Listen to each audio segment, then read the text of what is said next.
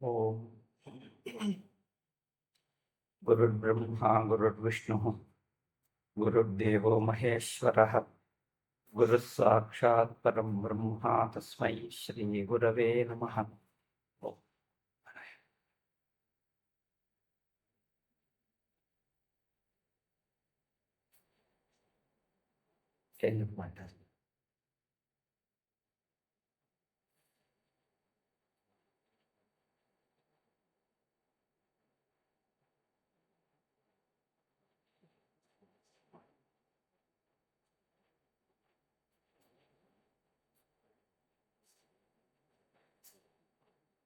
వస్తువులు, పదార్థాలు, వ్యక్తులు, ఘటనలు మన జీవితంలో చుట్టూ ఉన్నాయి.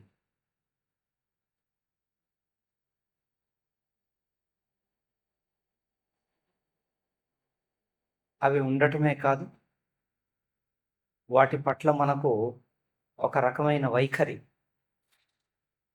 ఒక రకమైన మనోభావం ఏర్పరచుకున్నాం.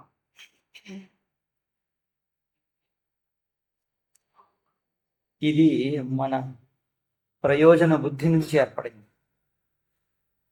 వస్తువులన్నిటినీ మన ప్రయోజన దృష్ట్యా చూస్తాం.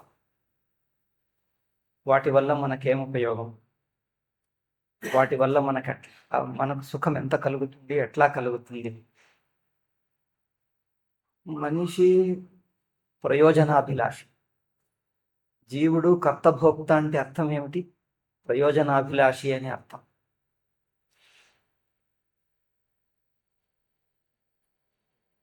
ప్రయోజనాభిలాషి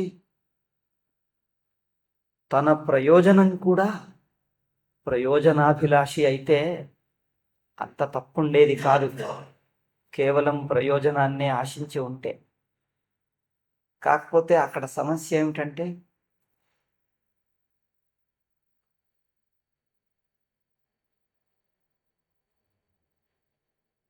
ఈ ప్రయోజనం తనకెన్నటికీ తీరేది కాదు.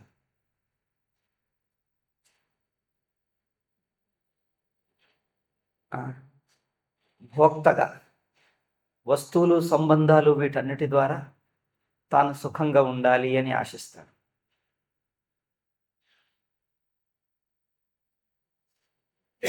అయితే ఈ ప్రయోజనం లేక సుఖం అనేది బయటి నుంచి రాలేదు గనక కొరత అనిపిస్తే, బయటి నుంచి రాలేదు గనక కొరత అయితే బయటిది సంపాదించిన రోజు కొరత పోవాల్సింది. ఎన్ని వచ్చినా కొరత పోవటం లేదు అంటే కొరత బయటి వస్తువుల కొరత వల్ల పుట్టింది కాదు. బయటి వస్తువుల కొరత వల్ల వచ్చిందైతే ఆ వస్తువులు వచ్చినప్పుడు కొరత పోవటం లేదు. ఎందుకంటే అది మన అనుభవమే చెప్తోంది. కొరతకి కారణం బయటిది కాదు, ఇంకెక్కడ ఉంది.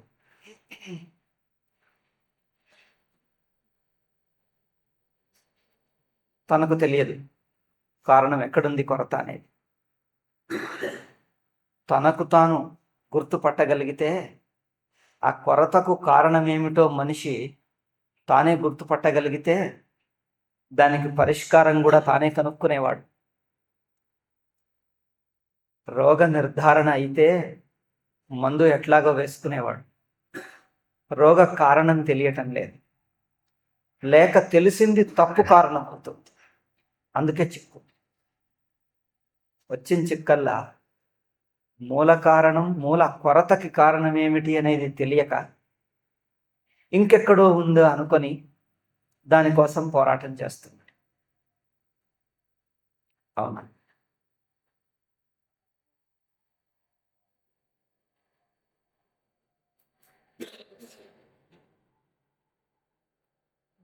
లోకుల స్వభావంకు విరుద్ధంగా అనిపిస్తుంది. స్వరూపం ఒకటి, స్వభావం ఒకటి, రెండు ఉన్నాయి. స్వరూపం, స్వభావం. స్వరూపం అంటే నిజంగా ఉండేది, స్వభావం అంటే అలవాటు చేసుకున్నది. స్వరూపంలా అనిపిస్తుంది, అలవాటు చేసి పెట్టుకున్నది. ఒకడికి ఏదో చెడు అలవాటు ఉందనుకోండి, సారాయి తాగుతాడో ఇంకేదో తాగుతాడు. అది అలవాటు చేసుకుంటే ఆ వ్యక్తికి ఏమనిపిస్తుందంటే, మిగతా వాళ్ళు ఏమంటారు, అంతా ఇది ఏమిటయ్యా, ఎందుకు పెట్టుకున్నావు, ఇది చెడు, వదిలేసి, దీనివల్ల నీకింత కష్టం అవుతుంది అంటే అతనికి ఏదో తెచ్చి పెట్టుకున్నది అనిపించదు, అది సహజంగా ఉంది అనిపిస్తుంది. అవునా? సహజంగా ఉంది. మనకున్నటువంటి అలవాట్లు, సంస్కారాలన్నీ సహజంగా ఉన్నాయనిపిస్తుంది. మనమేం కొత్తగా తెచ్చుకోలే, ఇట్లాగే ఉంది అనిపిస్తుంది. అందుకే ఇది స్వభావం. స్వభావం అంటే కొత్తగా వచ్చిందే, కానీ వచ్చిన తర్వాత స్వరూపంలో కూర్చుని. సంస్కారాలు, కొన్ని అలవాట్లు స్వరూపం వలె కూర్చొని ఉన్నది. స్వరూపం అంటే అది తానైపోయింది, తానుగా కూర్చొని ఉన్నది. తానంటే నా స్వరూపంగా. ఇక దాన్ని తీసేయాలంటే ఇక నరకం అవుతుంది, తనకు తానే ఎదిరించినట్లు అవుతుంది. తనను తాను ఎదిరించేసరికి అమ్మో ఇది కష్టం అంటాడు, నేను చెయ్యనంటాడు. ఇది భ్రమ మనిషిని ఆడిస్తోంది.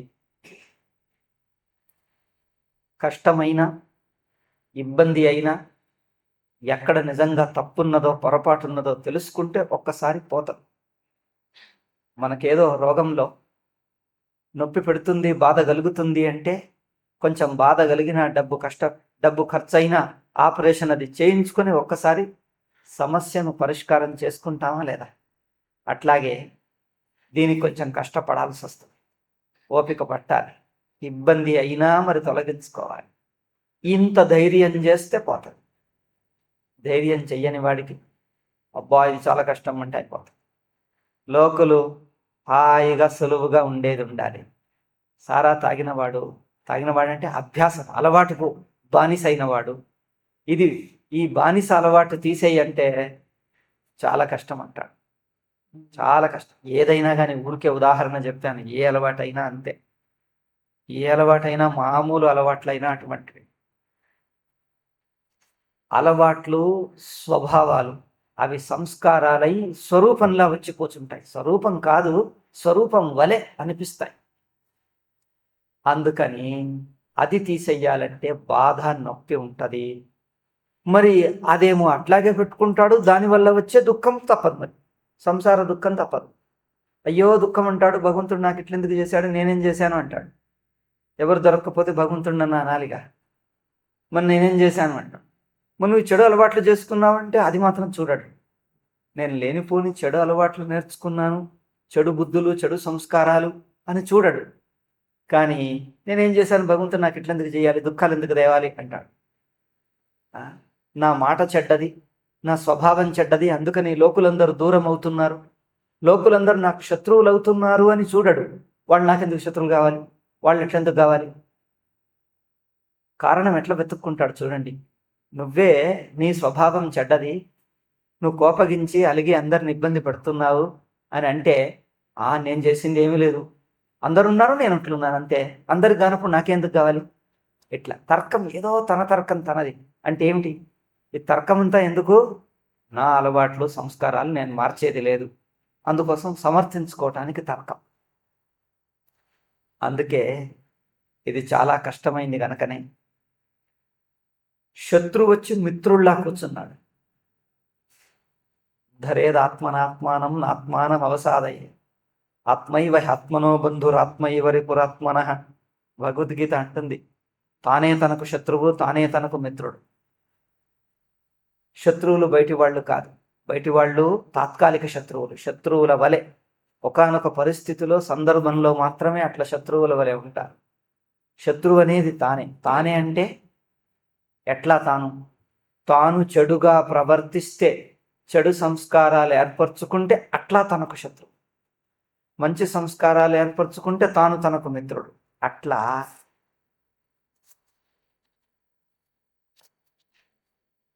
ఆత్మైవ హ్యాత్మనో బంధు ఆత్మైవ రిపురాత్మన అంటుంది.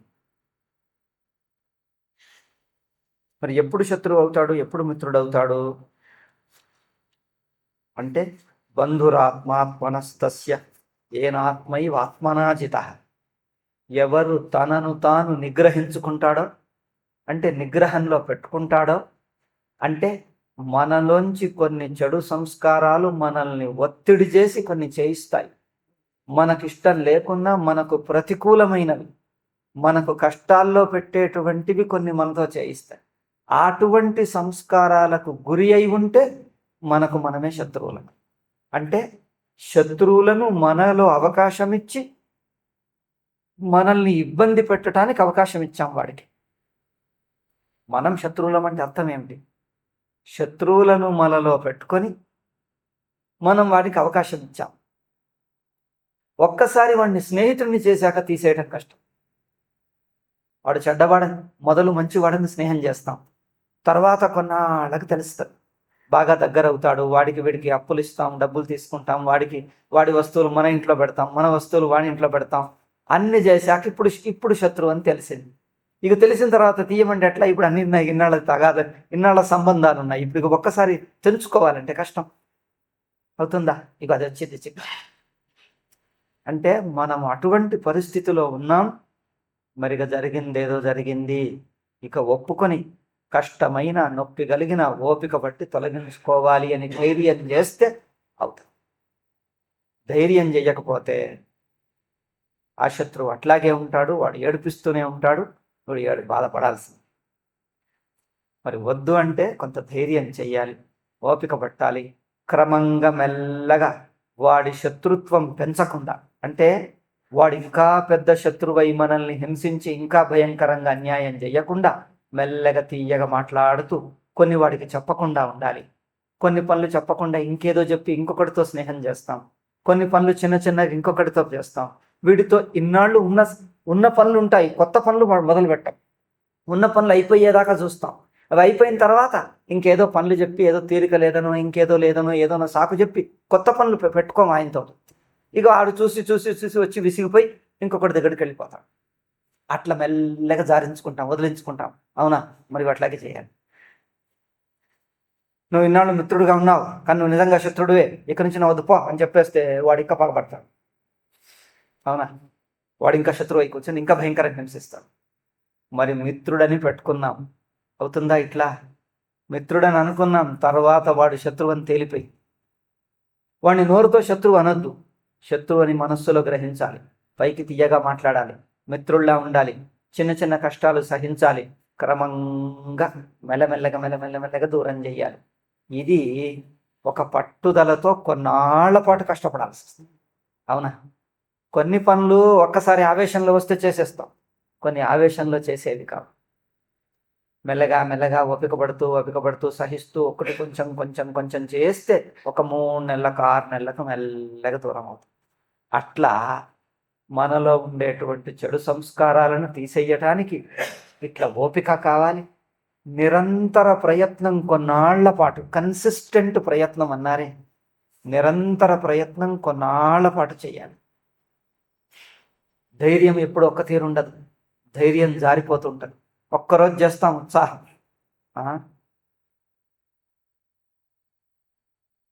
దాన్ని ఏమంటారు తెలుగులో? ఏదో అంటారు చూడండి, ఆరంభశూరత్వం అంటే మొదటి రోజు ఉత్సాహం చేస్తాం, రెండో రోజు మళ్ళీ చల్లబడిపోతాం. ఇవి ఒక్కరోజు పెద్ద ఆవేశంగా చేసేస్తే పోయేవి కావు. మెల్లగా కొన్నాళ్ల పాటు దీర్ఘకాల నైరంతర్య అంటారు. దీర్ఘకాలం చెయ్యాలి, నిరంతరంగా చెయ్యాలి, కొన్నాళ్లకు చేస్తే పోతాం. ఇది ఓపిక, ఇది పెద్ద తపస్సు. దీనికి ధైర్యం కావాలి, కొన్ని కష్టాలు సహించుకోవటం కావాలి, పట్టుదలతో ఓపికతో కొన్నాళ్ళు చెయ్యాలి. దీనికి మన ధైర్యం సరిపోకుంటే ధైర్యం చెప్పేవాళ్ళు, ఆదర్శంగా ఉండే వాళ్ళ సహవాసం, దీన్నే సత్సాంగత్యం అన్న. అందుకే మనుషులు కొందరికి తెలియవు, ఈ దుర్గుణాలు, దురలవాట్లు, దురభ్యాసాలు వదిలించుకోవాలని తెలియదు. తెలిసినా తెలుసండి కానీ అది పోదండి. ఏం చేస్తామంటారు అంటే సత్సాంగత్యం లేక. నిరంతరంగా ధైర్యం చెప్పి తత్పర సంయతేంద్రియ అంటుంది గీత. తత్పరుడు కావాలి. తత్పరత అంటే ఏంటిది? అదే పరాయణుడై నిరంతరంగా కొన్నాళ్ల పాటు చేయాలి. కొన్నాళ్ల పాటు దీర్ఘంగా. అది లేదు ఓపిక. నిరంతరంగా కొన్నాళ్ల పాటు ఏదైనా ఒక విద్య నేర్చుకోవాలంటే, ఉదాహరణకి ఒక సంగీతమే కానీ, ఒక రాయటమే కానీ, ఒక చదవటమే కానీ ఒక్క రోజులో వస్తుందా? చదువుతూ పోతుంటే అక్షరాలు మళ్ళీ మళ్ళీ తప్పవుతాయి, మళ్ళీ మళ్ళీ తప్పవుతాయి. విసుగొస్తుంది. ఎన్నాళ్ళు 10 సార్లు రాసిన అక్షరం అదే తప్పవుతుంది అంటాడు. మళ్ళీ మళ్ళీ రాయాలి. అభ్యాసం బాగా వచ్చి తప్పు ఒక్కటి రాకుండా చెయ్యాలి. కనుక ఏదో ఒక సంగీతం నేర్చుకుంటూ ఉంటే పాడటమే కానీ, ఒక వాయిద్యమే కానీ అది మళ్ళీ మళ్ళీ తప్పవుతుంది, మళ్ళీ మళ్ళీ జారుతుంది. జారకుండా 10 సార్లు, 20 సార్లు, 30 సార్లు, 50 సార్లు. కొందరు అంటారు రోజుకు 8 గంటలు అభ్యాసం చేస్తారట. అబ్బా ఎట్లా చేస్తారు? మరి చెయ్యాలి, చేస్తేనే పోతాం. అందుకే ఆధ్యాత్మిక సాధనలో అభ్యాసంకు చాలా స్థానం ఉన్నది. అభ్యాసం అంటే గుడ్డి అభ్యాసం కాదు. దాన్ని శ్రద్ధతో చెయ్యాలి, ఓపికతో చెయ్యాలి. ఇంకోటి ఏమంటారు? శ్రద్ధ, తత్పరత. కొన్నాళ్ల పాటు చేయాలి. మధ్య మధ్యలో ధైర్యం జారితే అదే సత్సాంగత్యం. మళ్ళీ మళ్ళీ జ్ఞాపకం చేసుకుంటూ నిరాశ పడకుండా చేస్తూ ఉండాలి. అభ్యాసం చాలా ముఖ్యం. లోకులు వింటారు, దాంట్లో శ్రమ లేదు. అది వినండి, ఇది వినండి, అంతా సంసారం నిత్యాది సులువుగా వచ్చేస్తుంది. కానీ అభ్యాసం దగ్గరకు వస్తే మాత్రం చెయ్యమంటారు. అంటే ఊరికే విన్న వాళ్ళలో, సాధకుల్లో ఉన్న తేడానే ఇది. అభ్యాసమే ముఖ్యం. మనలో ఉండే దోషం ఏమిటో గుర్తుపట్టాలి. విన్నప్పుడు ఊరికే ఎవరిలో ఉన్నదో మనది కాదులేమో అనుకుంటారు. ఇంద్రియ నిగ్రహం, మనో నిగ్రహం అంటే అది ఎవరి గురించో చెప్తున్నారులే, మనకు కాదు అంటారు. ఎందుకంటే నేను ఎప్పటి నుంచో వేదాంతం వింటున్నానుగా, నాకెందుకుంటాయి అవన్నీ అంటారు. అవునా? ఎవరికో ఉన్నాయనుకుంటాడు, మనకు కావంటారు. అట్లా మొదలు తనను చూసి ఎక్కడున్నాయో దోషాలు గుర్తుపట్టి వాటి కోసం నిరంతర ప్రయాస దీర్ఘకాలం కావాలి. దాన్ని అతి కోపగించి చేసిన ఆవేశంతో తిరగబడుతుంది శత్రువు. ఒక ఆరంభ శూరత్వం 1 రోజు 2 రోజులు చేసే 3వ రోజు పోన్లేదు కాదు అంటే అది మళ్ళీ ఇబ్బంది పడతారు. అందుకని బంధురాత్మాత్మనస్తస్య ఏనాత్మైవాత్మనాజితః. ఎవరు తనను తాను గెలుస్తాడంటే ఈ బలహీనతలు, దుర్గుణాలను ఓపిక బట్టి ఒకటి తొలగించుకుంటాడో, తన మీద తను కొంచెం కఠినంగా ఉండాలి. కఠినం అంటే ఇతరుల మీద కఠినంగా ఉంటాడు. స్ట్రిక్ట్ అంటారు చూడండి. బడిపంతులు స్ట్రిక్ట్ ఉంటాడు, ఆఫీసర్ స్ట్రిక్ట్ ఉంటాడు. ఇతరుల మీద స్ట్రిక్ట్ ఉండొచ్చు, మరి తన మీద స్ట్రిక్ట్ అంటే కష్టం. మరి అదే తపస్సు అంటే. అందుకే మనకు శాస్త్రంలో సాధనలు ఎన్నో చెప్పారు. ఉపవాసాలు అన్నారు, వ్రతాలు అన్నారు. వేదంలో ఏం చెప్పారంటే యజ్ఞం ముఖ్యంగా చెప్పింది, రెండవది వ్రతం, మూడవది తపస్సు. ఈ 3 ముఖ్యంగా కనిపిస్తాయి. చాలా తపస్సులు, వ్రతాలు. మరి మన సంస్కృతిలో ఉన్నవి ఏమిటంటే పండగలు ఉన్నాయి. కొన్ని పండగలు ఉన్నాయి, కొన్ని వ్రతం ఉన్నాయి. శివరాత్రి పండగ అంటారు. శివరాత్రి పండుగ కాదు, శివరాత్రి వ్రతం.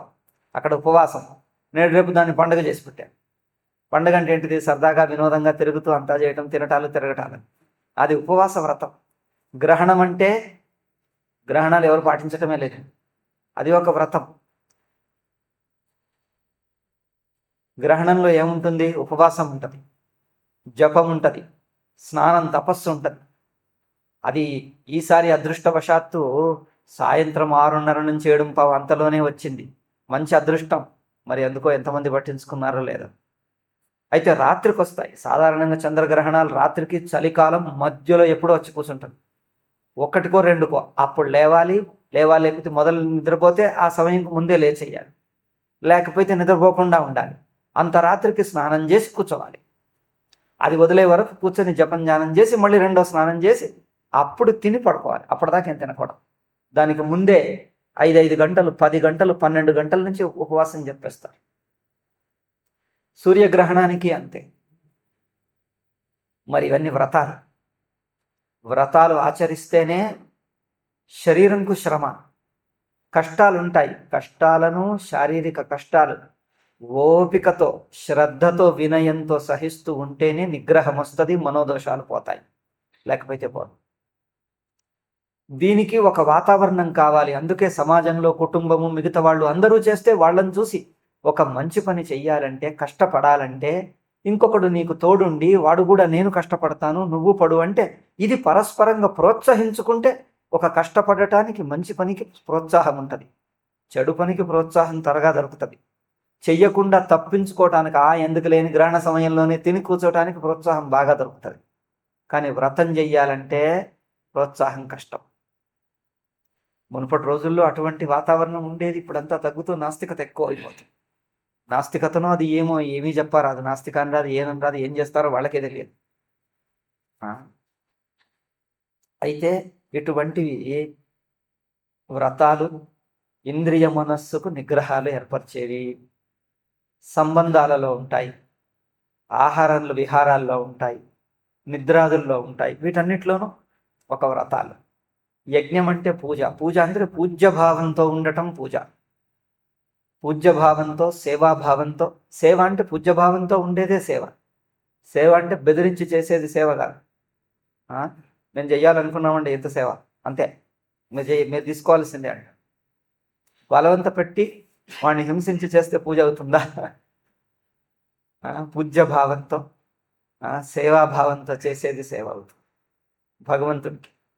అట్లాగే వ్రతం, అట్లాగే తపస్సు. జీవితంలో తపస్సు ఉండాల్సిందే.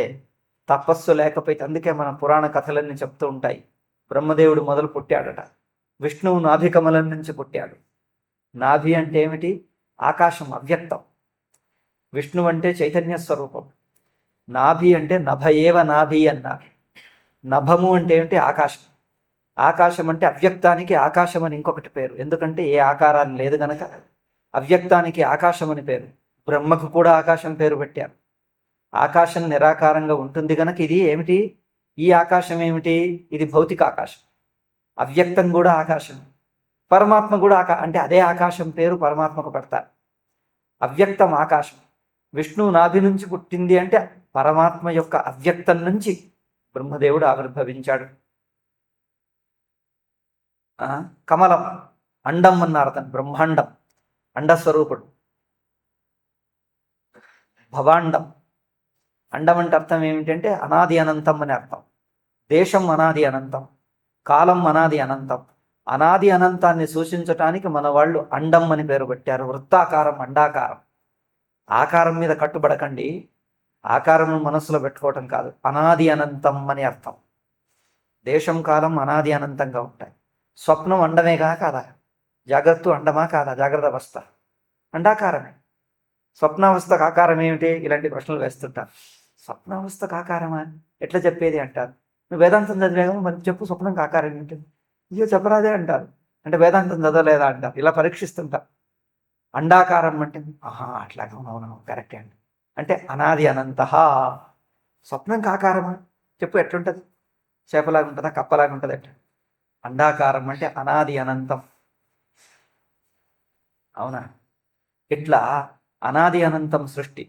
అయితే విష్ణువు యొక్క నాభి అనాది అనంతంగా ఉంటుంది. అందులోంచి కమలం పుడుతుంది, భవాండం. ఆ బ్రహ్మదేవుడు అందులో పుట్టితే సృష్టి మొదలు లేదు అక్కడ. సృష్టి లేదంటే అంతా తానే ఉన్నాడు. తన నుంచి ఇంకా రాబోతుంది. అప్పుడు పురాణం ఏం చెప్తుంది, భాగవతం, నేనేం చెయ్యాలి తోచలేదు. మనసు అట్లా శాంతంగా ఉంది, ఏమీ లేదు, సంకల్పం లేదు, ఏమీ లేదు. అప్పుడు అతనికి తపస్సు తపస్సు అనే మాట వినిపిస్తుందట. తన లోపల నుంచే తపస్సు తపస్సు అనే మాట వినిపిస్తుందట. అందుకోసం అప్పుడప్పుడు తపస్సు చేస్తాడు. చేసిన తర్వాత ఆ తపస్సు యొక్క శక్తి నుంచి జగత్తును సృష్టించే శక్తి కలుగుతుంది. తపస్సు అంటే ఒకటి ఇంద్రియాలతో చేసే తపస్సు, కష్టాలను సహించటం ఒక తపస్సు, ఉపవాసం చెయ్యటం ఒక తపస్సు, బుద్ధిని ఏకాగ్రం చెయ్యటం ఇంకొక తపస్సు. అది బౌద్ధిక తపస్సు. మనసశ్చ ఇంద్రియాణాంచ ఐకాగ్ర్యం పరమం తపః, అది వేదాంత తపస్సు. ఇంద్రియ మనస్సులను ఏకాగ్రం చేసి తత్వ విచారంలో ఏకాగ్రం చేస్తాం. అవునా? ఏకాగ్రం చెయ్యాలంటే మనస్సులోని ఆవేశాలు, రాగద్వేషాలు తొలగాలి, బుద్ధి సూక్ష్మం కావాలి, అంతర్ముఖం కావాలి, తత్వాన్వేషణ సమర్థమవటం తపస్సు. ఏకాగ్రత. ఏకాగ్రం అంటే అది. మనస్సు ఇంద్రియాలు రెండు ఒకటై పనిచేయాలి, ఒకదానికొకటి విరుద్ధంగా ఉండకూడదు. ఎమోషన్, భావం ఒక దిక్కు, ఆలోచన ఒక దిక్కు ఉండకూడదు. మన బుద్ధి ఏది ఆలోచిస్తుందో ఎమోషన్ అదే భావించాలి. ఇది మంచిది అని తెలుసు, మనస్సు మాత్రం బాబా ఎవరు చేస్తారులే అంటుంది. అంటే మనస్సుకు ఇష్టం లేదు. అంటే ఇష్టం ఒక దిక్కు పోతుంది, ఆలోచన ఒక దిక్కుంది. ఇది మంచి అని తెలుసు, చెయ్యాలని బుద్ధి పుట్టదు. ఇది తప్పని తెలుసు, అదే చెయ్యాలనిపిస్తుంది. అంటే అర్థం ఏమిటి? మనస్సుకు బుద్ధికి రెండిటికి పొంతన లేదు, సామరస్యం లేదు. పొందానికి అంటారు చూడండి వాళ్ళు కన్నడలో. రెండిటికి పొంతన లేదు, సామరస్యం లేదు. రెండిటికి సామరస్యం తేవటం ఏకాగ్రత. అది తపస్సు. అంటే భావశుద్ధి, మనకు తెలిసినకు అనుగుణంగా భావాన్ని తయారు చేయాలి. భావశుద్ధం ఉన్నదే మనస్సు ఆలోచించాలి. శుద్ధ భావంతో ఆలోచించటం, ఆలోచించి శాస్త్రం ద్వారా తెలుసుకున్న మంచి విషయాలను మనస్సు భావించాలి. అది మంచిది అన్న భావంతో దాన్ని ఆచరించడానికి ఉత్సాహం కలగాలి. ఇట్లు బుద్ధి మనస్సుల యొక్క సమ్మేళనం, సామరస్య స్థితిని తపస్సు అన్నారు. ఇంద్రియ మనస్సుల్లో ఉండేటువంటి మనలో ఉండే ఆవేశాలు, కామక్రోధ రాగద్వేషాలు అతిగా విజృంభించి ఉంటే ఆ సంస్కారాలను తగ్గించటానికి తపస్సు అని చెప్పారు. అయితే శాస్త్రము, వేదం ఏం బోధిస్తుంది? మనకు తెలియంది. అందరు అంటారు మేము వేదం చదవలేదండి, మాకేం తెలుస్తుందండి, అంతా సంస్కృతంలో ఉంటుంది, బ్రాహ్మణులకు తెలుసు, మాకేం తెలుసు. అయితే మాకు తెలుసుకోవాలని ఉంది అంటాడు. ఇదిగో చెప్తున్నాను, అందులో తపస్సు చెయ్యమనుంది, వ్రతాలు చెయ్యమనున్నది, భగవంతుడిని జీవితాన్ని పూజ్య భావంతో నీ కర్తవ్యం చెయ్యమను. అది బాధ. వేదం చదవటం కావాలి మాకు.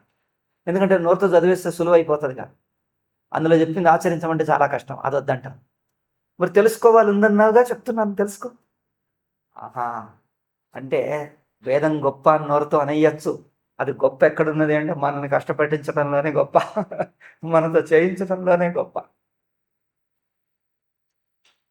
అంటే వేదం గొప్ప అంటే అర్థం, ఒక కష్టపడే పనిని నీకు గొప్ప అన్న భావం కలిగిస్తే కష్టపడతావు అని అర్థం. అది చొలకంది అంటే నేను ఎందుకు పడాలి కష్టం అంటాడు. ఒక మంచి పనిని ఇది మంచి అని, ఎంత కష్టపడ్డా సాధించదగింది, కష్టపడదగిందే. నువ్వు ఎంత కష్టపడతావో దానికి ఇంకా 4 రెట్లు ఫలితం నీకు దక్కుతుంది. కనుక ఇది కష్టపడదగింది అని దాని పట్ల నీకు మంచి విలువ, ఆదరం, గౌరవం ఉంటే కష్టపడతావు. కష్టపడటంలో గర్వంగా ఉంటే కష్టపడతావు.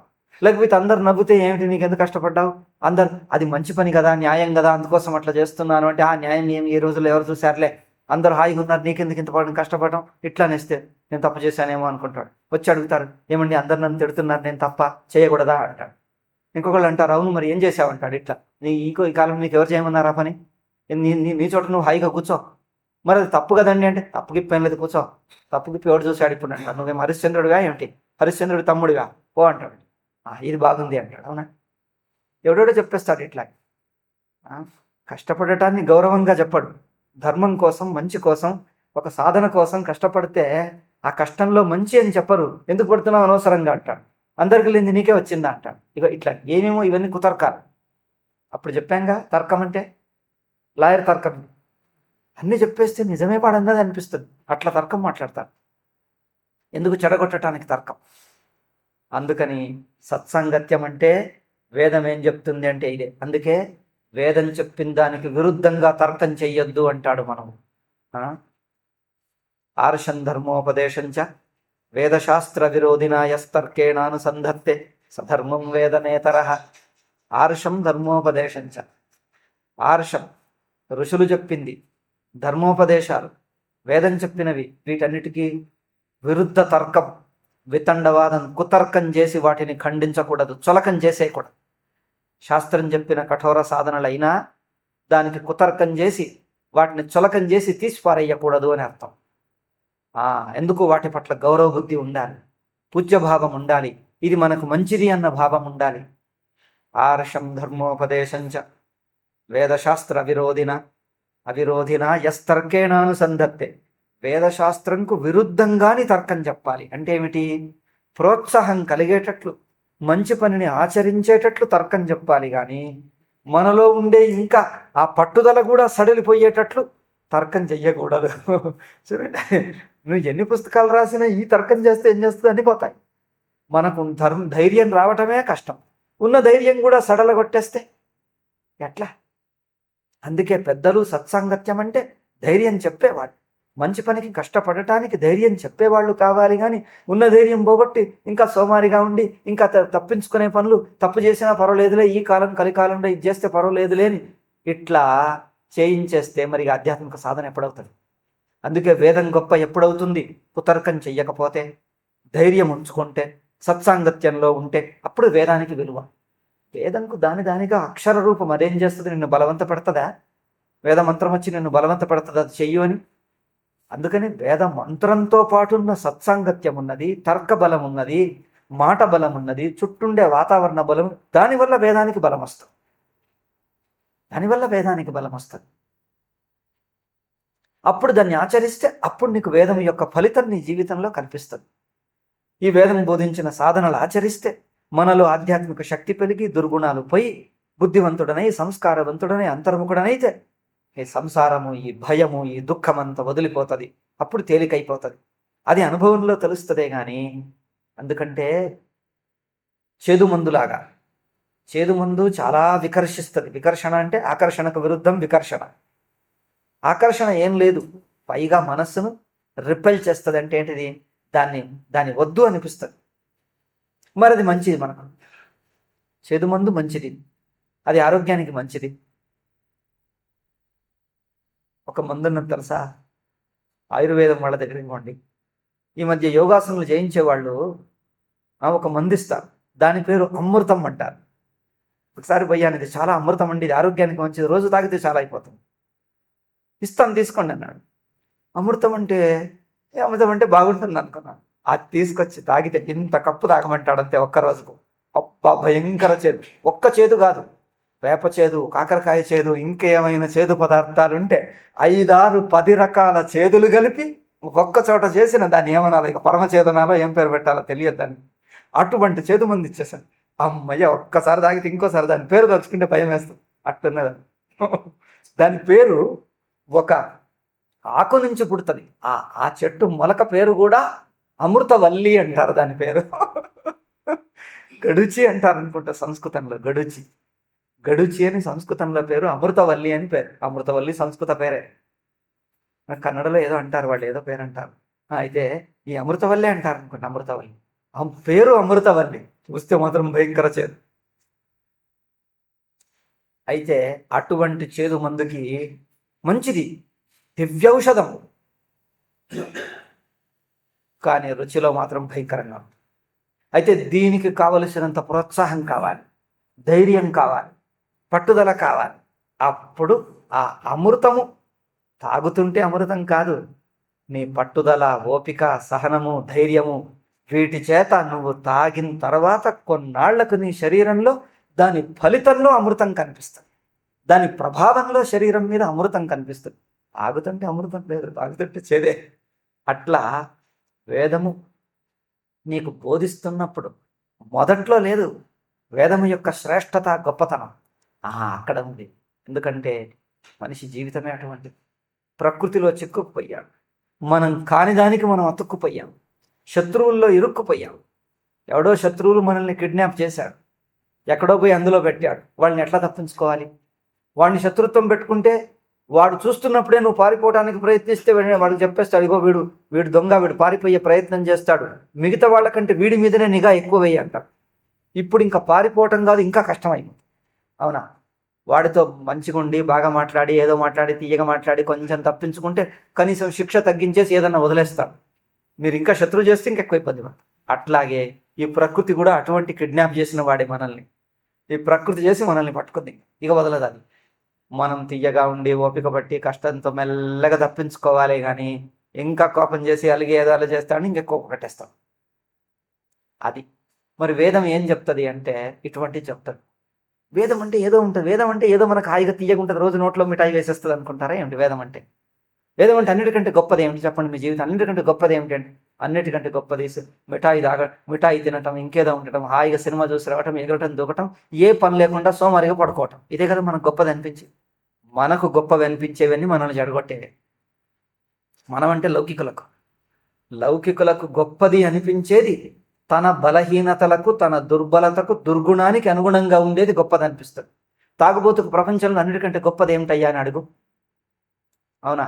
యక్ష ప్రశ్నల్లో అడుగు చెప్పు, వాడు చెప్తాడు.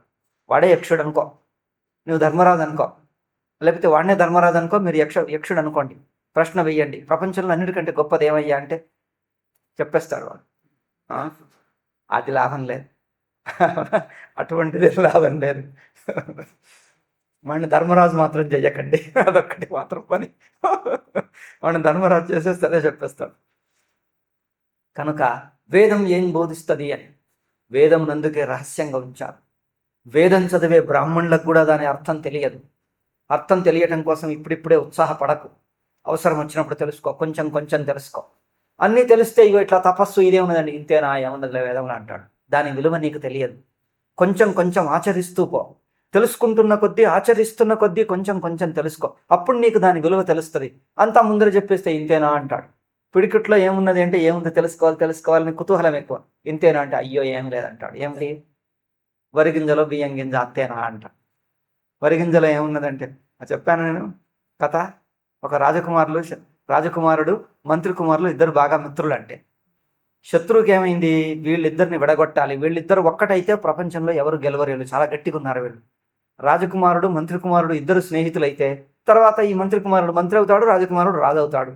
మంత్రి బలం చేతనే ఏ రాజ్యమైనా గట్టిగా ఉంటుంది. వీళ్ళిద్దరు బాగున్నారు, ఏం చెయ్యాలి? ఒకసారి ఎప్పుడు అడవికి పోయారు వేటకు. అప్పుడు ఎవరినో పంపించి వీళ్ళిద్దరిని విడదీయాలి. అందుకోసం ఏం చేశారు, ఎవరినో ఒక అప్సరా అంటే ఎవరెవరినో పంపించారు. ఏదో కష్టాల్లో ఉండి వాళ్ళు అరిచారు, ఏడుస్తున్నారు. అయ్యో కష్టాలే ఉన్నారే అని ఆ మంత్రి కుమారుడు పోయాడు రక్షించడానికి. రాజకుమారుడు పంపించాడు, ఇగో వాళ్ళని పోయి రక్షించరా అన్నాడు. పోయిన తర్వాత వాళ్ళు అన్నారు, తీసుకెళ్లారు, మీతో ఒక సాయం కావాలి అన్నారు. చాలా గొప్ప సాయం అన్నాడు. ఏమిటి అన్నారు, నాకు ఒక సందేహం ఉన్నది, నాకు తెలియటం లేదు, మీతో అడిగి తెలుసుకోవాలని ఉంది అన్నాడు. అది మీలాంటి పెద్దలకే, పండితులకే, విద్వాంసులకే తెలుసు, ఎవరికి తెలియదు, ఎవరినో అడిగినా చెప్పలేదు నాకు. ఏమిటి చెప్పు అన్నాడు.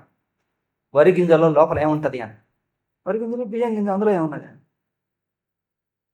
ఇదే నన్ను అడగాల్సింది. ఇదే నన్ను అడగాల్సింది, నాకు ఇంకేం లేదన్న. మంత్రి కుమారుడికి కోపం వచ్చేసింది. ఆయన వచ్చేసిన తర్వాత రాజకుమారుడు అడిగాడు, ఏమిటి వాళ్ళు నన్ను తీసుకెళ్లారు, నేను ఏమడిగారు అన్నాడు. ఏం లేదులండి అంట. నువ్వేదో దాస్తున్నావు చెప్పు అన్నాడు. ఏం లేదండి, వరి గింజలో ఏమున్నది అన్నారు. బియ్యం గింజ. అంత సరళమైంది ఎవరన్నా అడుగుతారా? దానికోసం నేను అంత దూరం తీసుకెళ్తారా? కాదు, ఏదో ఉన్నది, నువ్వు కావాలని దాస్తున్నావు అన్నాడు. అయిపోయింది, వాళ్ళిద్దరికి వైరం పుట్టింది. పోయిందా? వరి గింజలో బియ్యం గింజ ఎంత పని చేస్తుంది చూడండి. బియ్యం గింజకి ఇంత శక్తి ఉండదు, ఇంత ఉంటుంది. అందుకని వేదమంత్రాలు, వేదం అంటే ఉపనిషత్తులే, ఇంకేం. వేదం యొక్క సారభూతం ఉపనిషత్తులు. ఇందులో ఉన్నది అదే భగవద్గీతను, దాని సారమే. అందులో ఏముంది అంటారు. ఏముంది అని చొలకన కాదు, నువ్వు ఆచరిస్తే, అర్థం చేసుకుంటే, ఓపిక పట్టి, అప్పుడు దాంట్లో ఉన్న సారం మీ అనుభవంలో కనిపిస్తుంది. వేదము యొక్క మహిమ దాన్ని ఆచరించి అర్థం చేసుకుని అనుభవంలో చూసినప్పుడు వేదము మహిమ అక్కడ నీ అనుభవంలో కనిపిస్తుంది. ఊరికే దూరం నుంచి చూసి ఏమున్నది అంటే వరి గింజలు బియ్యం గింజలు అని ఎంతేనో అంటాడు. ఆయన వేదం వరి గింజ అయిపోతే ఏమర్థం లేదు. అందుకే కొంచెం రహస్యంగా ఉంచారు మనవాళ్ళు. వేదం రహస్యం అన్నారు. అంటే రహస్యం అంటే మేము తెలుసుకోకూడదా? నువ్వు తెలుసుకో, నీకు అవసరమైంది తెలుసుకో. ఈ మెట్టు దాటు, తర్వాత ఇంకో మెట్టు చెప్తాం, అప్పుడు ఇంకో మెట్టు, అట్లా ఒక్కొక్క మెట్టు నీకు అవసరమైందల్లా చెప్తాం. అంతే ఒకేసారి చెప్తే వరి గింజలో బియ్యం గింజనా అనిపిస్తుంది.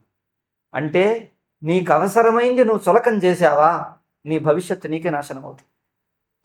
నువ్వు సాధించుకోవాల్సిన ఆ గొప్ప గొప్ప సాధనలు చులకనైపోయాయంటే చెయ్యలేవు. అందుకే మన వాళ్ళు మంత్రదీక్ష, ఈ దీక్షలన్నీ రహస్యంగా గురుముఖత వినాలి అన్నారు. ఎవరికంటే వాళ్ళకి చెప్పొద్దన్నారు, ఎక్కడంటే అక్కడ చెయ్యొద్దన్నారు. ఎందుకు? దీని పట్ల ఒక గౌరవభావం ఉండని, పూజ్యభావం ఉండని. నీకు నువ్వు గౌరవభావం ఉంటే చేస్తావు. చులకం చేస్తే ఏమున్నది, అక్కడ ఏం మంత్రం నాకు చెప్పుకుంటాను, అది చెప్పొద్దు, దీక్ష తీసుకోవాలని అదేమున్నది అంటాడు. అది చెప్పేస్తా, ఇంతేనా, ఏమున్నదిలే, రామరామ 2 మాటలేనా, అందరికి తెలిసింది, ఏం లేదండి. ఇప్పుడు అంటున్నారు ఏదో నమో భగవతే ఆ రోజుల్లో నమో భగవతే వాసుదేవాయ అంటే చాలా రహస్యమైన మంత్రం, గురుముఖత వినాలి. అది గురువులు పరీక్ష చేసి ఎంతో చేసి సేవ చేయించి అది చేసి ఇది చేసి అప్పుడు శిష్యుణ్ణి తయారు చేసి చివరికి చెవిలో చెప్తే అది వింటేనే చాలు నా జన్మ ధన్యమైపోయిందన్న భక్తి భావంతో చూశారు. ఇప్పుడేముంది, అంతేనా మాకు తెలిసిలేని అయిపోయిందా, చులకన అయిపోయింది. ఇప్పుడు అందరికి చెప్పేస్తే ఏమైంది, చులకన అయిపోయింది. మరి ఎందుకు చెప్పకూడదు?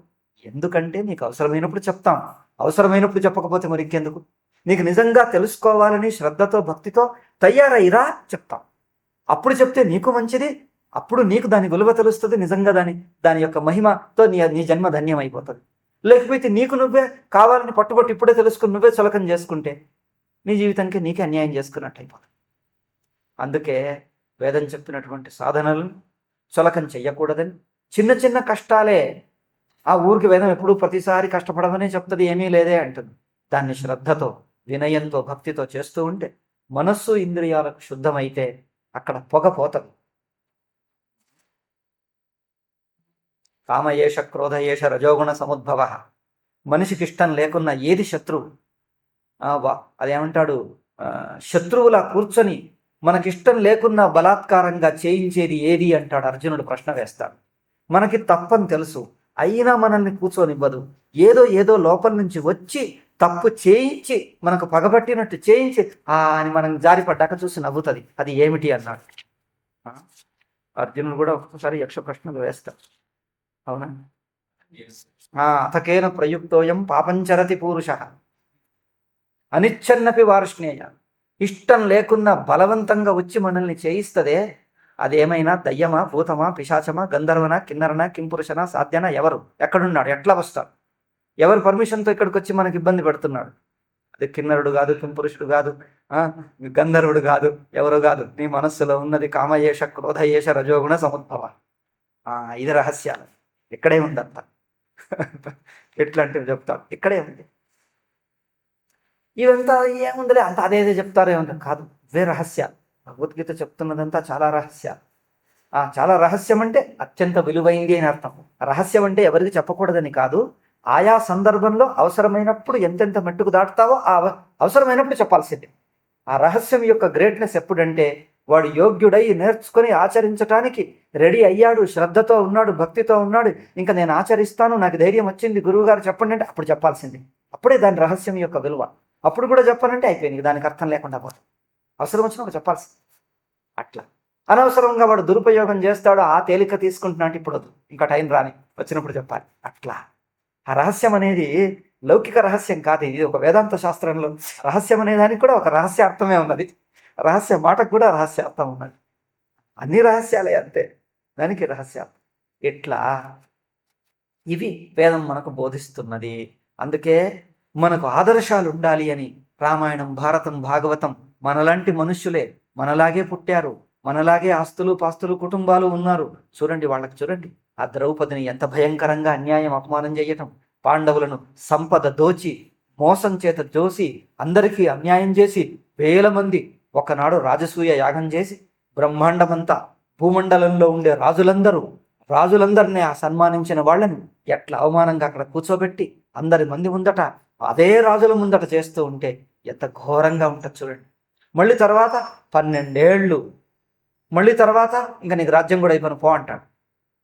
ఇంకా ఆ భీష్ముడికి వాళ్లకు మా దగ్గర ఉన్నారు కదా అని, మా గురువు గారు మా వెంట ఉన్నారు కదా అని భీష్ముడిని ద్రోణుడిని తన సైడే పెట్టుకున్నాడు. వీళ్ళు కూడా ఏదో వీళ్ళ సైడే ఉన్నాం కదా, పోన్లేనిగా ఇన్నాళ్ళు ఇక్కడే ఉన్నాం కదా, ఇక్కడ చివరి క్షణాల్లో అటుపోతే బాగుండదులే అని ఏదో చిన్న కారణం చూసుకొని ఇటే ఉండిపోయారు. ఇక దుర్యోధనుడు ఇవన్నీ వాడుకున్నాడు దుష్టత్వం. ఎంత ఘోరంగా ఉంటుంది చూడండి. అయినా పాపం వాళ్ళు ధైర్యంతో కష్టాలన్నీ సహిస్తూ అవమానాలన్నీ సహిస్తూ, అది భాగవతంలో చూస్తే అబ్బా ఎంత ఘోరంగా ఉంటుంది. చివరిసారిగా భీష్ముడు అంపశయ్య మీద పడుకొని ఇంకా అది తన కాలం కోసం ఎదురు చూస్తున్నాడు. అప్పుడు పాండవులు యుద్ధంలో గెలిచి అంత అయిపోయాక యుధిష్ఠిరుడికి ఏమవుతుందంటే చాలా విషాదం కలుగుతాయి. అయ్యో నా వల్ల ఇంతమంది చనిపోయారే, నా వల్ల ఇంతమందికి జరిగిందే, ఇక నేను పట్టాభిషేకం చేసుకోను, నాకు పట్టం కట్టుకొని ఇంకా నాకు వద్దు అంటాడు. అప్పుడు అందరూ చెప్పి చూస్తాడు. భీముడు ఒక అధ్యాయం చెప్తాడు. సంస్కృత మహాభారతంలో భీముడు ఒక్క అధ్యాయం చెప్పి చూస్తాడు, వినడు, మనస్సు కరగదు, ఆ బాధ అట్లాగే ఉంటుంది. అర్జునుడు చెప్తాడు, నకులుడు చెప్తాడు, సహదేవుడు చెప్తాడు, ద్రౌపది చెప్తుంది, వ్యాసుడు చెప్తాడు, చివరికి కృష్ణుడు చెప్తాడు. ఇంతమంది చెప్పినా ధర్మరాజుకు అయ్యో నా వల్లనే అయ్యో ఇంత జరిగింది ఆ బాధ దుఃఖం లోపల నుంచి పోదు. చివరికి కృష్ణుడు అర్థం చేసుకున్నాడు, ఎవరు చెప్పినా లాభం లేదు, భీష్ముడి దగ్గరికి పంపించాడు. అక్కడికి పోతాడు. అక్కడ భాగవతంలో చూడండి ఆశ్చర్యంగా, మహాభారతంలోనేమో విస్తృతంగా ధర్మోపదేశాలు చేస్తాడు. శాంతి పర్వం, అనుశాసన పర్వం, అన్నిటికంటే పెద్ద పర్వాలు ఇవే. అంటే ద్రోణ పర్వం ఉందనుకోండి, కానీ చాలా పెద్ద పర్వాలు. కానీ భాగవతంలో ఒక్క శ్లోకంలోనే చెప్తాడు, అబ్బా భీముడంతటి పరాక్రముడు తమ్ముడు, అర్జునుడంతటి వాడు ధన్వి నీకు తమ్ముడు, ఈ నకుల సహదేవులు కూడా వినయశీలురు, నీకెప్పుడు నీకు అనుయాయులుగా నువ్వు చెప్పిన మాట వింటూ నీ తోడుగా ఉంటారు. శ్రీకృష్ణుడే స్వయంగా నీకున్నాడే, ఇంత ఉన్నా నీకు కష్టాలు తప్పలేదు. ఈ కర్మ, ఈ అదృష్టం అనేది ఎంత విచిత్రంగా ఉన్నది, ఎవరికీ అర్థం కాదు, కాలం ఎవరికీ వినదు, అందరినీ ఆటాడిస్తుంటది అని ఒక పద్యం ఉంది. మీకు ఇంకా పద్యం జ్ఞాపకం ఉంది, నేను మర్చిపోయాను. అక్కడ పోతే పద్యాలే ఉండవు, అన్ని వాళ్ళు కన్నడలో చెప్పడం, నా తెలుగు పద్యాలు నేనే మర్చిపోతున్నాను. అయ్యాజికి తోడు వచ్చుట ఆపదగల్గుట ఏమి చోద్యమో, అదేమో పద్యం ఉన్న చూడండి, అది రెండు ప్రథమ స్కందంలోనే అంటాడు. కాలము విచిత్రము దుస్తరము ఎట్టి వారికి, ఈ రెండు పద్యాలు నాకు పూర్తిగా జ్ఞాపకం లేదు, రెండు మాటలు జ్ఞాపకం ఉన్నాయి అంతే. అంటే కాలము విచిత్రము దుస్తరము ఎట్టి వారికి, అందరికీ ఎంత భయంకరంగా కష్టంగా ఉందో చూడండి. అంటే ఇవి చూస్తే ఏమవుతుంది, మనము ఎవరిని పూజ్యులుగా ఆదర్శులుగా ఒక ధర్మదేవత యొక్క అవతారాలుగా చూశామో, దేవతల యొక్క అంశాలే, కృష్ణుడు తోడుగా ఉన్నాడు, మా పంచమ వేదంలో హీరోలు వాళ్లే. అటువంటి పాండవులను మనం ఆదర్శంగా పెట్టుకుంటే మనం కూడా కష్టం పడుతూ ఉండటానికి ధైర్యం, ప్రోత్సాహం కలుగుతుంది. మనకు ఆదర్శాలు మహనీయులై ఉండాలి. దుర్యోధనుడు ఆదర్శం కాకూడదు, కర్ణుడు ఆదర్శం కాకూడదు, ఇంకెవరో ఆదర్శం కాకూడదు. అందుకే మనకు రామచంద్రుడే ఆదర్శం అన్నారు. కష్టాలు పడుతున్నా, అన్యాయాలకు గురి అవుతున్నా అడవిలోకి వెళ్ళిపోయాడు. ఆ పరిస్థితి చూడండి ఎంత ఘోరంగా ఉంటుంది. మనిషికి ఎవరో అన్నారు, రామచంద్రుల్లో ఏమిటి ఆ వైశిష్టం, మొత్తం రామాయణంలో విశిష్టత ఏమిటంటే ఇదే ఘటన. నీకు పట్టాభిషేకం చేస్తామని చెప్పి పిలిచి అంతా తయారు చేస్తే రాముడికి రాత్రంతా జాగరణ చేశాడు, వశిష్ఠుడిపై దీక్ష ఇచ్చాడు. ఒకరోజు ముందు నుంచి ఉపవాసం చేశారు, రాత్రంతా జాగరణ చేశారు, జపం చేస్తున్నారు. ప్రొద్దున 4 గంటలకు పిలిచి నాన్న కారణం లేకుండా వెళ్ళిపో అంటే ఎట్లా ఉంటుంది చూడండి. ఆ పరిస్థితిలో షాక్ మీద షాక్, ఉపవాసం, రాత్రి నిద్రలేదు, మనస్సు ఏ స్థితిలో ఉండాలి చూడండి. పట్టాభిషేకం అని చెప్పి అంతా తయారు చేసి క్షణంలో అకస్మాత్తుగా వెళ్ళిపో అంటే ఎట్లా? అది 1 రోజా 2 రోజుల, 14 ఏళ్ళు ఏమనాలి? ఎట్లా మొదలు కోలుకోవటానికి టైం పడుతుంది. రాముడు మాత్రం తక్షణమే అన్నాడు. అది కూడా కైకేయి ఎంత క్రూరంగా మాట్లాడుతూ చెప్తుంది, ఎంత క్రూరంగా అంటుంది. ఏమిటి, నేనేం తప్పు చేశాను? రామచంద్రుడు నాన్న నాతో, రాముడిని చూడగానే తలదించుకుని కూర్చున్నాడు. అట్లాగే దశరథుడు అప్పుడు అంటాడు, అమ్మా నువ్వైనా చెప్పు, ఏమైంది, ఏం తప్పు చేశాను? నాన్న నాతో ఎందుకు మాట్లాడటం లేదు, నేనేం తప్పు చేశాను? అప్పుడు కైకేయి ఏమంటా తెలుసా, ఏదో నీతో చెప్పాలనుకుంటున్నాడు, చెప్పలేక సంకోచిస్తున్నాడు, నువ్వు చేస్తావో లేదో అని. అయ్యయ్యో ఇంత ఘోరమా? రామచంద్రుడికి చూడండి, ఇంత చేసి ఇంకా నీ మీద సందేహం, నువ్వు ఏదో చెయ్యవేమో, నువ్వు చెయ్యని, ఆజ్ఞ ఉల్లంఘించేవాడివి, వినయశీలుడికి విధేయుడివి కాదన్నట్టు. నేను ఎప్పుడన్నా చేశానా? ఇదేమిటి అమ్మా, నువ్వైనా చెప్పు, నువ్వు ఓదార్చు నాన్నకు, నువ్వైనా చెప్పు అంటాడు. అంటే అప్పుడు అంటుంది, ఇగో ఇది కారణం, నీతో చెప్పాలి. ఏమిటి అంటే, ఇగో ఇది 2 వరాలు నాకు ఇస్తానన్నాడు, అది నువ్వు చెయ్యాలి అని. చేస్తాను చెప్పాను, నువ్వు చేస్తావా? మొదలు ఒక మాట ఇవ్వకపోతే నేను చెప్పను అంటాడు. మళ్ళీ నా మీద సందేహమా? రాముడు అంటాడు, నువ్వంటే అమ్మా, నువ్వు నాకు తల్లివి, అమ్మవు, నువ్వు ఏది చెప్పినా ఆజ్ఞ ఇచ్చినా నేను చేస్తాను, దానికి కూడా ఇంకా సందేహించాలా? ఇంకా మాటతో ఒట్టు పెట్టి మొదలు కట్టేయాలా? ఒట్టు పెట్టించి కట్టేసి తర్వాత చెప్పాలా? దానికి కూడా నా మీద సందేహమేనా? నువ్వు నేరుగా చెప్తే నేను పోనా? చూడండి, అటువంటిలో చెప్పేస్తాడు, అనేనైవ అభిషేకేన భరతో మే అభిషించతాం, ఈ పట్టాభిషేక తయారీ చేతి భరతుడికి ఇవ్వాలి. సరే అన్నాడు.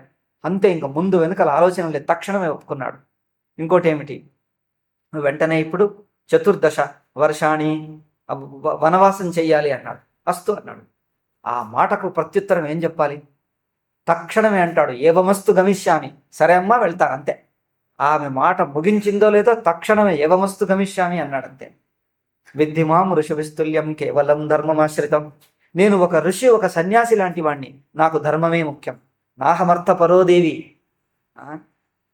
నేను డబ్బు మనిషిని కాదు, డబ్బు ముఖం చూసేవాడిని కాదు. నాహమర్థ పరోదేవి. ఇంకేదో శ్లోకాలు మర్చిపోయాను. మీ దగ్గర ఉందా రామాయణం? వాల్మీకి రామాయణం ఉందా ఇక్కడ? లోకమావస్తు ముత్సహే నాహమర్థ పరోదేవి లోకమావస్తు ముత్సహే. నేను ఒక పుణ్యలోకం కావాలనుకునేవాడిని కానీ లౌకిక వస్తువులు, పేర్లు, ప్రతిష్టలు దానికోసం కాదు. అంటే అక్కడ వాళ్ళు చూడండి, సకల సద్గుణ సంపన్నుడు, సమాజం అంతా ఆదరించి, సమాజము ఎవరిని ఆదరిస్తుందో దశరథుడు కుటుంబ సభ్యులు అందరూ ఆదరించేవాడు, సకల సద్గుణాలు ఉన్నాయి, యోగ్యత ఉన్నది, పెద్ద కొడుకు, వంశానికి పెద్ద కొడుకు, అన్ని రకాలుగా పట్టాభిషేకానికి యోగ్యుడు, ఈయన అకారణంగా పంపించేస్తే ఏమనాలి? అయినా పోతానన్నాడు చూడండి. అంటే మనిషికి నిజంగా ఆనందాన్ని ఇచ్చేది ఏది? ఈ వస్తువులు, సంపదలు, పేర్లు, కీర్తి ప్రతిష్టలు ఇవ్యా, లేక ధర్మంకు కట్టుబడటమా? ఏది నిజంగా మనిషికి ఆనందాన్ని ఇస్తుంది?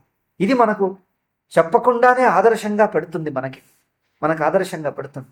అందుకే రామాయణ, భారత, భాగవతాలన్నీ మనిషికి వేదాంతానికి కావలసినటువంటి శుద్ధిని, అంతఃకరణ శుద్ధిని, అంతర్ముఖతను తయారు చేస్తుంది. గృహస్థుడిగా ఉంటూనే ఒక సన్యాసి లాంటి సద్గుణ సంపన్నుడిని తయారు చేస్తుంది. మరి వేదాంతం అంటే ఊరికేనా? నోటి మాటలతో బ్రహ్మ అనేస్తే అయిపోతుంది? అది తయారు చేస్తుంది. అందుకే ఇవన్నీ కథలు చెప్పారు, వాళ్ళ జీవితాలని ఆదర్శంగా ఇచ్చారు. అందుకే ఎంతవరకైతే మనం రామాయణం చదువుతూ, మహాభారతం చదువుతూ వాళ్ళని చొలకం చెయ్యలేదో, పాండవుల్ని, రాముణ్ణి చొలకం చెయ్యలేదో, ఆదర్శంగా పెట్టుకున్నాము, అంతవరకు భారతదేశంలో ఉదారమైన సద్గుణాలు ఉండేవి. విదేశీయులు, యువన్ సాంగ్ ఉన్నాడుగా, చైనా యాత్రికుడు మెగస్తనీసు, ఇంకా అక్కడక్కడి వాళ్ళు వచ్చి దర్శించి చూస్తే భారతదేశపు సమాజంలో ఎంతటి సద్గుణాలు సామాన్య జనుల లోపల కూడా రామచంద్రుడు, పాండవులు, హరిశ్చంద్రుడు ఇవే ఆదర్శాలతో జీవిస్తున్నారన్నాడు. ఒక్కడు అబద్ధం చెప్పి నేను చూడలేదన్నాడు. ఒక్కడు అబద్ధం చెప్పడం కనిపించదు. నోరు జారి అన్నా కూడా, రాజ్యం పోతున్నా, ఇల్లు వాకిలి పోతున్నా కూడా అబద్ధం మాత్రం చెప్పడు. వీధికి ఎక్కుతున్నా, బిచ్చమెత్తుకుని జీవిస్తున్నా, ఒకనాడు సంపద ఉన్నవాడు కూడా నోరు జారి చెప్పితే చాలు ఇల్లంతా వదిలేస్తాడు. వీధి మీద ఉన్నాడు, వీధిలోనే ఉండిపోతాడు, ఇంట్లోకి అడుగు పెట్టాడు. అంతటి సత్యవంతులు భారతీయులు అని రాశాడు. ఎంత కష్టాలున్నా సత్యాన్ని మాత్రం వదలలేదన్నారు వాళ్లకు. అందుకే అతని పేరేంటిది, నలచక్రవర్తి. చూడండి ఎంతెంత సంపద, రాజ్యము ఎన్ని ఉన్నవాడు ఒంటి మీద బట్ట లేకుండా, తిండిగా లేకుండా ఎట్లా బతకాల్సి వచ్చింది. అంటే అటువంటి అయినా వాళ్ళు సత్యం, ధర్మం మాత్రం వదలలేదు. ఇవి ఆదర్శాలు మనల్ని పోషిస్తూ వచ్చాయి. ఈ ధర్మాలు ఇవి పోషిస్తూ వచ్చాయి. ఎప్పుడైతే మన వీరులను, మన హీరోలను మర్చిపోయి చొలకనయ్యామో మనమే చొలకనైపోయాం. మనలోని ఆ మనోబలం, ఆధ్యాత్మిక బలం పోయింది. చీప్ అయిపోయాం. చీప్ వస్తువులను పట్టుకుంటే చీప్ అవుతుంది అంతే. బుద్ధికి ఆ బలం, ధైర్యం, మనోబలం లేదు.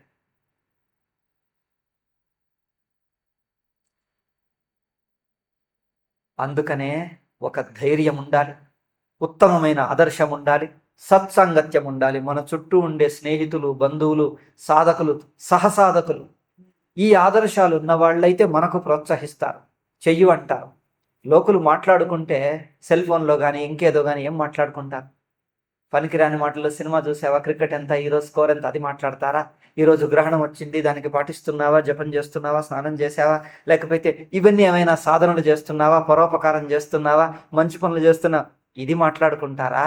లేకపోతే క్రికెట్ స్కోర్ ఎంత అని మాట్లాడతారు? అవే మాట్లాడతారు. సెల్ ఫోన్లు ఎక్కువ వచ్చిన ఎలా క్రికెట్ స్కోర్లు కాదు. పోనీ వాడు 20 కొట్టాడు, 1 కొట్టాడు, ఏమొచ్చింది దాంతో? ఏమొచ్చింది ఏమిటి? జన్మలకు ఉపయోగపడే సంపద దొరికిందా? జన్మలకు ఉపయోగపడే, జన్మను సార్థకం చేసే సంపద దొరికిందా? అవివేకం అనిపిస్తుంది నాకైతే క్రికెట్ అంతా. లోకుల్ని మోసం చేసి మూర్ఖులను తయారు చేస్తుంది ఈ క్రికెట్లో ఇవన్నీ. దానికి ఇంకొక ఛానలే పెడతా సర్కార్ అంటుంది, ఒక సపరేట్ ఛానలే పెట్టమంటుంది. మన సుప్రీంకోర్టు చెప్పింది. ఊరికే డబ్బులు కోట్లు వాడేసి లోకులకు పని చేయకుండా, ఏ ఆఫీసులో ఎవడు పని చేయడు, క్రికెట్ ఉన్నదంటే అదే చూస్తుంటే అదే వింటుంటా. కొట్టి సోమరిపోతులను తయారు చేస్తాం. ఈ ఉద్యోగం పనికి రాదట, క్రికెట్ గొప్పదట. వాళ్ళు వ్యాపారస్తులు, వాళ్ళకి బోలెడంత డబ్బులు కావాలి, వాళ్ళ చేత అదొక వ్యాపారం. మ్యాచ్ ఫిక్సింగ్లు చేసి ఎట్లాగైనా మనతో చూపించి బోలెడంత డబ్బులు సంపాదించుకోవాలి, మనల్ని ఫూల్ చేసి పెట్టాలి. మనకు వివేకం ఉంటే దాన్ని ఎందుకు పోవటం? ఇంతకంటే మంచి పనులు లేవా ప్రపంచం? అంటే ఆటను వద్దనటంలే, ఆట ఆడితే ఆడండి, మంచిది. ఆట ఆడితే ఆరోగ్యానికి మంచిది, కొంచెం శరీరానికి, ఆరోగ్యానికి మంచిది. ఆడుతూ ఉంటే ఒకసారి ఓడిపోతాం, ఒకసారి గెలుస్తాం. కొంచెం గెలుపు ఓటములు సహించుకోవాలన్న ఓపిక, కర్మయోగం అలవాటు అవుతుంది. కానీ ఊరికే క్రికెట్ చూస్తే కన్నుకా వ్యాయామం అయ్యేది, కళ్ళకా వ్యాయామం అయ్యేది. ఊరికే కూర్చొని సోమారిపోతులు, డబ్బులు వేస్ట్. మంచిది ఆట ఆడండి, నిజంగా చేత్తో ఆడితే మంచిది, శరీరానికి ఆరోగ్యం వస్తుంది, అన్నీ బాగుంటాయి. ఈ బీపీలు షుగర్లు రావు, వాడితేనే మేలు. బీపీలు షుగర్లు వస్తున్నాయి ఊరికే కూర్చొని ఇక్కడి నుంచి ఇక్కడికి పోదామంటే స్కూటర్ అంటాడు. నడవడు. మునుపటి రోజుల్లో కొంచెం దూరం అన్న వెళ్ళేవాళ్ళు. ఇప్పుడు ఇల్లు ఇంతే, ఇల్లు 2 గదుల ఇల్లు. అక్కడెక్కడే ఉంటారు, అక్కడే కూర్చుంటే అక్కడ తింటాడు, ఇక్కడ తింటాడు. ఇక్కడ తినేది ముందైతే డైనింగ్ టేబుల్ టీవీని చూసేదన్నా తేడా ఉండేది. ఇప్పుడు డైనింగ్ టేబుల్ భోజన టేబుల్ 2 ఒకటే. అవునా? అక్కడ తింటాడు, టీవీ చూస్తూనే తింటాడు. కనీసం అది తినన్నా లేచి ఇక్కడ కూర్చుందామంటే అదే అక్కర్లేదు, అదే చూస్తాడు, ఇదే చూస్తాడు. అందుకని ఏమీ లేకుండా శరీరానికి బుద్ధికి 2 చెడగొట్టేవి తయారవుతుంది. అంటే టీవీ చూడొద్దనేం కాదు, ఏదో కొన్ని ముఖ్యం ఉన్నాయి, మంచి ఉన్నాయి చూసుకోండి, మిగిలిన చెత్త వదిలేయండి అంతే. చెప్పి మంచి చూసుకోండి, చెత్త వదిలేయండి అంతే. అట్లా ఇవి మంచి ఆదర్శాలు ఉంటేనే మనం ముందుకు వెళ్తాం, మంచి పనులు చేస్తాం. అభ్యాసానికి స్ఫూర్తి కావాలి, ఇన్స్పిరేషన్ కావాలి, శక్తి ఉత్సాహం కావాలి. అప్పుడు కదా ముందుకు సాగడం. అప్పుడు ఈ యొక్క వేదం బోధించినటువంటి సాధన యొక్క ఫలితం ఏమిటో, ఋషులు గొప్పవాళ్ళు అంటాం, పాండవులు గొప్ప అంటాం. ఎందుకు గొప్ప? మనలాగా హాయిగా కూర్చుంటే సోమరిపోతులా ఉంటే గొప్ప అయ్యారా? కష్టాలు సహించి గొప్పవాడయ్యారా? మరి రాముడు గొప్ప అంటే గొప్ప అనేస్తాం, మరి మనం ఎందుకు కామంటే? మరి ఆ కొంతైనా మనతో వీలైనంత కొంతన్నా ఆదర్శంగా తీసుకొని మన చిన్న పనుల్లో చిన్న చోటన్నా కొంతన్నా చేస్తే కదా మనకు వచ్చేది ఫలితం. అట్లా రావాలి అని ఇవి బోధించాయి మనకు. ప్రపంచంలో ఇప్పటికీ కూడా నేను చెప్పానా, ప్రపంచంలోని అన్ని భాషలకు రామాయణాన్ని అనువాదం చేశాను. జర్మను, ఫ్రెంచు, ఏదేదో భాషల్లోకి అందరూ చదువుతారు. ఎందుకంటే అందులో ఏదో ఆకర్షణ, ఏదో వింత, అది ఏమో అర్థం కాదు. రాముడు అంటే అదొక రకమైనటువంటి ఆదర్శం అందరికీ. అందుకని ప్రపంచంలో వేరే సాహిత్యాలు ఉన్నాయి, ఊరికే ఎంటర్టైన్మెంట్కు వినోదాలకు ఒకసారి చదివేస్తారు, పడేస్తారు. కానీ రామాయణం ఒక్కసారి కాదు, మళ్ళీ మళ్ళీ మళ్ళీ మళ్ళీ చదవాల్సింది. జీవితానికి ఆదర్శం కావాలి, ధైర్యం ఇవ్వాలి, శక్తినివ్వాలి. అయితే మనలోని ఆ నిగూఢమైన జీవితం జీవిస్తే, ఈ బాహ్య జీవితం, ఈ స్థూలమైన జీవితం, బహిర్ముఖ జీవితం వదిలేస్తే మనలో ఒక కొత్త తేజస్సు, కొత్త ఆనందం, కొత్త శక్తి, కొత్త ఉత్సాహం మేల్కొల్పుతుంది. అప్పుడు మనము సామాన్యులం కాం, రాముళ్లాగా ఒక ఋషులు, రాజఋషులు, మహనీయులం అవుతాం. అప్పుడు కదా జీవితానికి ఒక శోభ, ఒక ఆనందం, ఒక తృప్తి. అయితే ఇలా జీవించిన వాళ్ళే జీవితాన్ని సార్థకం చేసుకున్నారు. మరి వాళ్ళు చేసుకొని ఆ దారిని మనకు నిలిపారు. ఆ దారిని నేర్పేదే వేదం. వేదం ఏం నేర్పుతుంది అంటారు? ఇగో ఇది నేర్పుతుంది. ఇప్పుడు బాగుందా వేదం? లేకపోతే వేదం వద్దంటారా?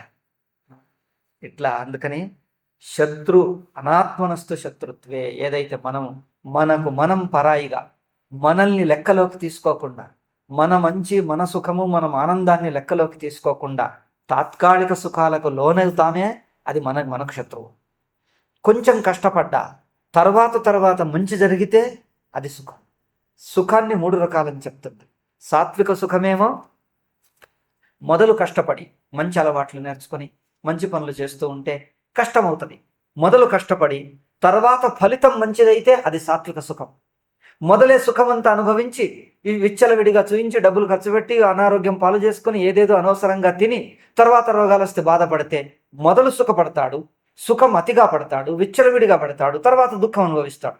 మొదలు సుఖం పడి హద్దులు మీరి తర్వాత దుఃఖపడితే అది రాజస సుఖం. మొదలే కష్టపడి నిగ్రహంతో ఉండి మంచి పనులు చేస్తూ న్యాయంగా ఉంటూ సాధన చేస్తూ తర్వాత వచ్చినటువంటి ఆధ్యాత్మిక సుఖం, సాత్విక సుఖం ఉంటుందే, ఇంద్రియ నిగ్రహం, మనోనిగ్రహం వల్ల మనలో కలిగే ఆనందం, ఆధ్యాత్మిక సాధన వల్ల కలిగేటువంటి తృప్తి, అది సాత్విక సుఖం అన్నాం. ఇక సోమారికి అది లేదు, ఇది లేదు, రాజస సుఖం లేదు, సాత్విక సుఖం లేదు.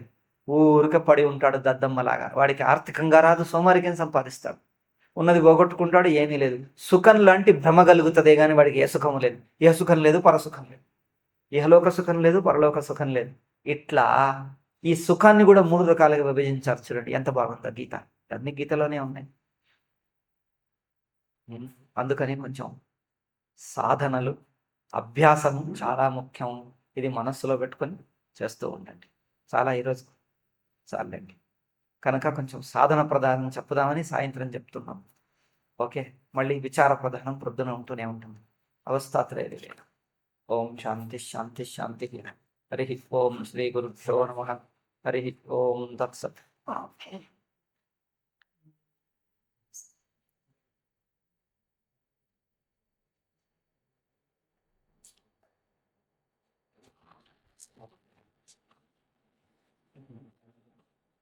సో ఇప్పుడేమో ఇప్పుడేం లేదు, ఆర్టిస్ట్. Yes.